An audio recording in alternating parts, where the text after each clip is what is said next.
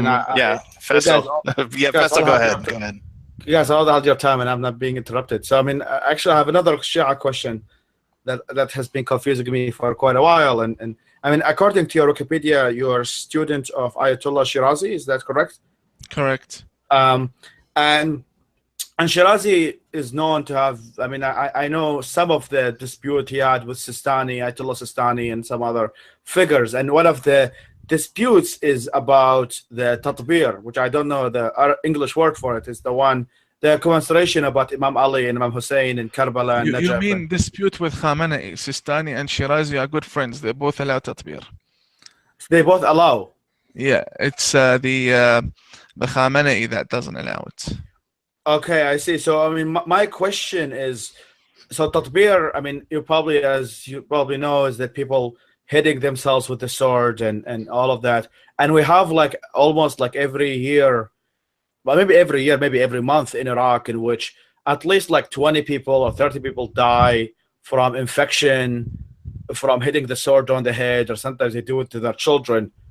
And I'm wondering, how do you reconcile the Tatbir concept with morality, or do you find it ethical? I mean, what's your opinion about the whole Tatbir idea?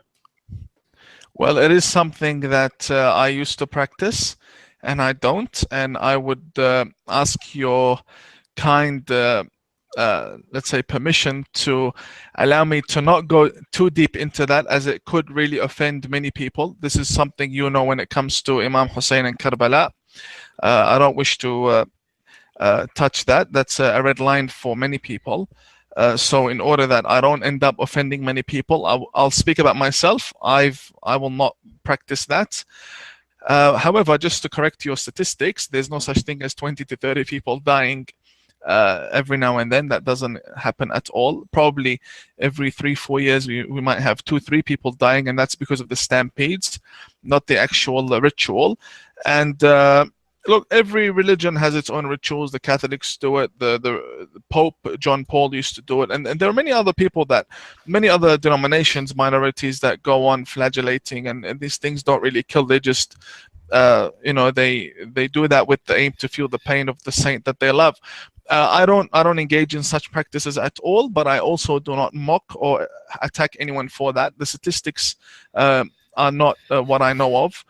And with regards to Shirazi, so what? Shirazi was my teacher. Of course, I'm an imam. I had to be trained at one point by a grand ayatollah. So it doesn't mean that any opinion he had or has or will have represents me as an individual. Yes, I am very grateful that he took care of me when I was oppressed by the Iranian government, and that's why I have his picture above me, and I love him as a human being. But he will always remain a typical classical cleric that has his own opinions, and I, as a human being, I have my own opinions, and it's not right that I am held responsible or accountable by media for the opinions of my teachers. It doesn't really matter. No, I mean, I'm not holding you. Obviously, both of you are two different individuals. Just saying. And I respect, but I mean, to clarify that, let's say I'm a person of the media. I mean, do you find any disagreement, minor or major, with Ayatollah Shirazi? Do you have a differences of approach, a differences of interpretation that you would like to share with us? I'll be as frank as I possibly can. I am not on his level of education on Islam to clash with him ideologically. He's a mujtahid. You know what a mujtahid is? He's someone that spent at least 60 years of his life teaching advanced studies. I'm not on that level. It's like me telling you, would you go on a face-off with Richard Dawkins? It's not fair for either of you. I'm not on the same level as him. It's like me asking a regular bishop to come and debate the Pope or come disagree with the Pope. They have their own evidences. They have their own line of thinking. They have their own circumstances which influence their fatwas, and I have my own lifestyle in the West. But the good thing about Shirazi is that he's too open to the West.